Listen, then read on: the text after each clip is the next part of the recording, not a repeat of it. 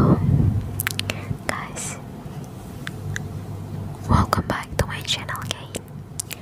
So di video kali ini aku bakal bikin lagi guys reading book part 3 buat kalian yang udah penasaran ya guys. Dan gak sabar untuk kalian ceritanya atau selanjutnya itu bakal apa sih ceritanya gitu. Kalian oh ya, betul ya, yang belum nonton video part 1, part 2 jangan lupa nonton dulu. Aku bakal letakin di linknya di atas ini nih, di pojok. Aduh gimana, gini kali ya, di pojok kanan ya, karena ini nanti gue balik guys, kameranya gak tahu, nanti lihat aja pokoknya di atas guys. Oke, atau kalian bisa cari sendiri di channel aku. Oke, sekali ini aku bakal baca lagi dan mohon maaf banget apabila ada kesalahan kata atau berisik ya, karena ini aku rekamannya juga malam lagi because sore-sore aku nugas. So langsung aja guys. Oh ya, kemarin itu kalau nggak salah itu kita cerita asiknya berbagi kalau nggak salah ya. Sekarang itu kita bakal baca biodata palsu yang benar-benar judul dari bukunya guys ya. Maaf kalau nggak kelihatan ya, bacanya biodata palsu guys, oleh Bambang Mulyo Widodo. Oke, langsung aja kita baca ya guys, let's go. Oh ya, sebelum itu kalian jangan lupa berdoa sebelum tidur ya guys, and then relax, relax, relax, relax, relax, relax, relax, relax, relax, relax. Relax, relax, relax, relax. Oke. Yuk. Seperti biasa, hari Sabtu sepulang sekolah, Marco ke rumah Mas Budi, abangnya. Oleh Mas Budi, Marco disuruh melihat-lihat lukisan-lukisan hasil lomba melukis yang diadakan Sanggar Rahayu. Dewan juri yang diketuai Mas Budi telah menetapkan 6 finalis untuk juara 1 sampai harapan 3. Rencananya penyerahan hadiah akan dilaksanakan tepat pada hari ulang tahun di Sanggar Rahayu yang jatuh pada tanggal 28 Februari 2000 tahun 2000 guys. Jadi wah, lama banget ya. Lihat-lihat saja Marco, siapa tahu bakat detektifmu bisa menemukan keanehan dalam lukisan-lukisan itu, kata Mas Budi. Marco memang dikenal sebagai detektif cilik di lingkungan rumah maupun di sekolahnya. Ia pernah berhasil menemukan perhiasan ibu yang kelupaan ditaruh di mana hanya dengan memancing-mancing pertanyaan kepada ibu. Ia pernah berhasil menjebak pencuri uang Pak Bandi, wali kelasnya, dan masih banyak lagi perkara-perkara yang dipecahkannya. Wow. Marco meneliti lukisan-lukisan itu, hampir semua bagus. Marco sendiri bingung menentukan juaranya. Bosan melihat lukisan, ia melihat biodata yang tertulis di belakang lukisan. Matanya agak terbelalak membaca biodata salah seorang finalis lomba. Kenapa dia harus memalsukan data ini? Tanyanya dalam hati. Otaknya terus berputar. Oh, barangkali. Marco tersenyum. Ia mengambil brosur pengumuman lomba lukis itu. Dibacanya persyaratan lomba. Syarat peserta lomba lukis: umur peserta 10 tahun atau belum berulang tahun ke-10 pada tanggal 28 Februari tahun 2000. Lukisan harus asli, bukan meniru. Mengisi formulir pendaftaran dan membayar biaya pendaftaran sebesar 10.000. Ya, 10.000 rupiah. Membawa peralatan sendiri pada saat lomba. Keputusan Dewan Juri mutlak, tidak dapat diganggu gugat. Senyum Marco bertambah lebar. Ia langsung menemui Mas Budi yang tengah membaca koran di teras rumah. Saya tertarik lukisan lukisan ini, Mas," katanya. Mas Budi tersenyum. "Hebat, lukisan itu memang terpilih menjadi pemenang pertama. Rupanya kamu punya selera seni yang tinggi." "Tapi bukan itu masalahnya, Mas." "Lalu apa?" kata Mas Budi. Pesertanya tidak memenuhi persyaratan yang ditentukan." "Persyaratan yang mana?" "Apa menurutmu ia meniru lukisan orang lain?" Bukan itu." Marco membacakan biodata lomba peserta lomba itu. Kalau ada natif. Oke.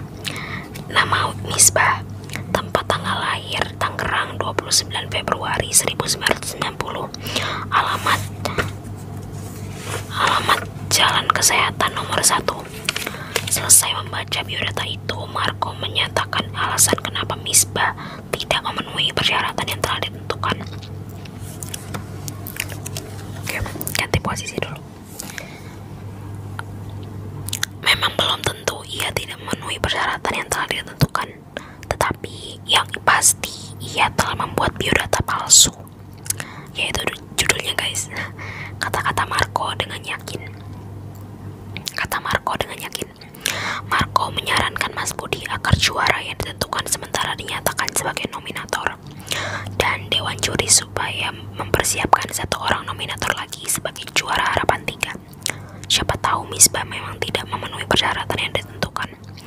Marco juga menyarankan agar para nominator menyerahkan akte kelahiran atau bukti kelahiran dari rumah sakit atau bidan.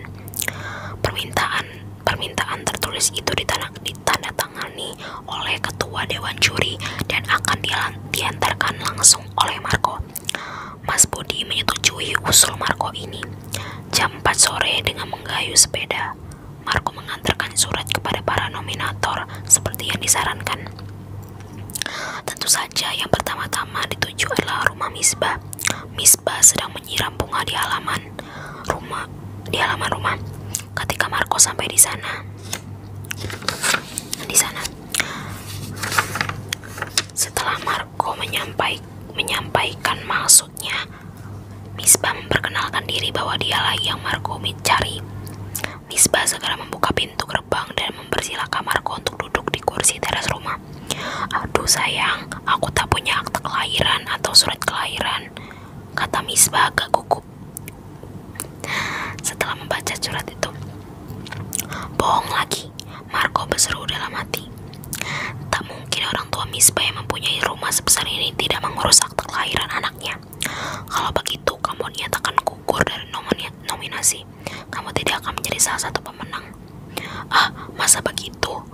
"Ya, kecuali kalau kamu menyerahkan fotokopi akte kelahiran atau surat kelahiran." "Kalau begitu, sudahlah. Tidak jadi juara pun tidak apa-apa," kata Misbah setengah kesal. "Tapi rasanya tak mungkin deh orang tuamu sekaya ini mengabaikan pembuatan akte kelahiran anaknya." Bukannya tidak punya, tapi akte kelahiran aku ada di rumah nenek di Surabaya." "Misbah, kamu jangan terlalu banyak berbohong. Katakan saja kalau tanggal kelahiranmu bukan 29 Februari 1990. "Betul, itu tanggal kelahiranku, tapi bukan Februari 1990. Hanya sampai tanggal 28. Tahu kamu apa sebabnya Februari 1990 hanya sampai tanggal 28? Karena tahun 1990 bukan tahun kabisat. Tanggal 29 Februari hanya ada pada tahun kabisat, yaitu tahun yang habis dibagi 4 seperti tahun 1992, 1996 dan tahun 2000 dan seterusnya. Nah, sebenarnya kamu lahir tanggal berapa?" Misbah tampak pucat karena malu setelah mendengar penjelasan Marco. "Benarkan kamu telah membuat biodata palsu?" "Iya, saya mengaku telah membuat biodata palsu," kata Misbah terbata-bata. "Habis umurku melebihi persyaratan yang tertentukan. Sebenarnya aku lahir tanggal 3 Januari 1990. Aku memalsukan data itu supaya aku bisa ikut lomba." Marco tersenyum mendengar penjelasan Misbah. Oke. Jadi udah guys, ceritanya udah selesai. Oh my gosh. Jadi ini adalah judul dari seluruh judul ya. Jadi judul depannya tuh memang biodata palsu guys tuh. Kayaknya ini Marco ya. Gak tahu, kayaknya ini Marco sih. Oke, so hari ini kita udah selesai bacanya dan I hope you like my video. Atau relax atau udah tertidur. Ayo, udah tertidur belum? Sorry banget kalau nggak bisa buat kalian tertidur or relaxing. Oke, dan juga aku mau tambahin beberapa typing lagi kayak biasa karena durasinya masih 11 menit ya. Ini aku rekaman masih 11 menit. Jadi aku bakal tambahin beberapa lah ya. Kira-kira apa? Oke. Ini aja kali ya.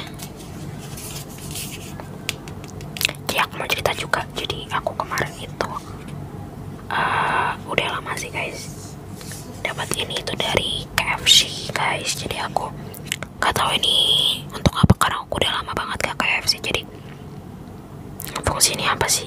Kayak aku beli kan pesan makanan ayam gitu kan. Nah udah ya kebiasa lah KFC apalagi dong.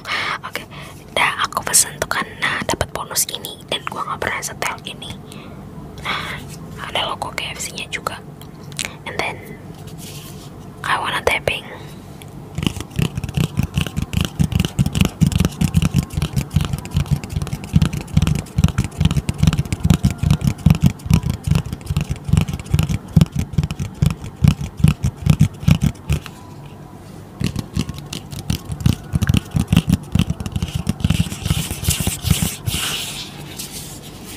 Dan juga ini bisa dibuka. Iya dong, masa cuma foto doang. Ada kasetnya. Aku nggak tahu ini siapa guys. Kalau kalian ada yang tahu, kalian boleh komen ya. Dan gue juga belum pernah dengar lagunya. Oke, Dev Ano. Kayaknya Dev Ano, nggak tahu. Gue nggak tahu guys ya. Benar-benar gue nggak tahu. Gue jarang buka lagu guys. Gue biasanya buka tuh lagu-lagu orang luar ya.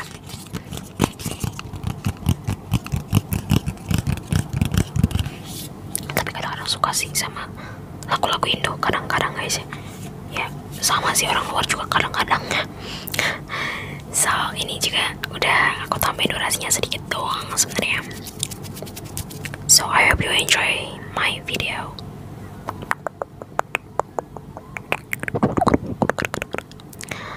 Dan see you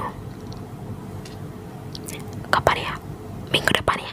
Ya kan udah 3 kali kalau nggak salah upload minggu ini. So kalian beruntung. So bye bye.